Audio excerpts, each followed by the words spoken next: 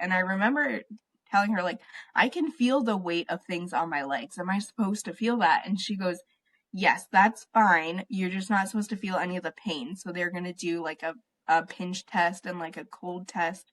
I didn't feel any of it. I didn't even know when the test was happening. I just generally, from probably about like my mid chest, like right here down, I just couldn't feel anything. And they start the C-section, and I just felt so much pressure in my chest. Like I felt like they were reaching inside of me and touching my sternum.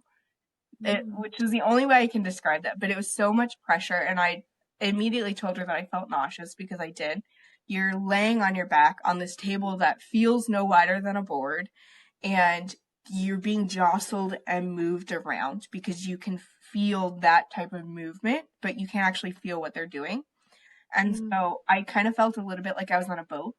And so I told her that I felt nauseous. She gave me more of one medicine.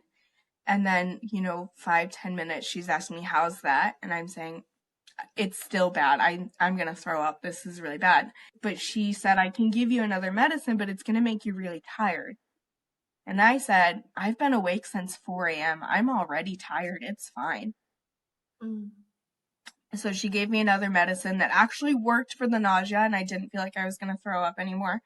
But it did make me very tired. So my husband kept tapping me on the forehead. He had his hand resting like up on my head, and he kept tapping me on the forehead to wake me up because he's like, I know you don't want to miss a single second of this. Even though you can't see anything, I could only see the blue drape. He just said, you're not going to want to miss any of this. And then I remember the doctor calling out baby, and then the birthing doula telling me that they've got her out. And then she was wrapped up and she was given to my husband. And so he was holding her and showing her to me. And then the birthing doula helped get her placed on my chest and arms so that I could see her. And I just got to hold her for the rest of the C-section with my husband still tapping my head to keep me awake because I just kept like dozing in and out. As much as I wanted to stay awake, that medicine really did make me sleepy, but it was also a complete necessity. And then after the C-section, we were wheeled back to recovery, but our family was all right there and they were surrounding us and getting to meet her and getting to hold her. And it was lovely. I wish she had been alive for it. I wish we had gotten that time with her alive. But I am very grateful that we chose to go the C-section route so that we didn't damage her further.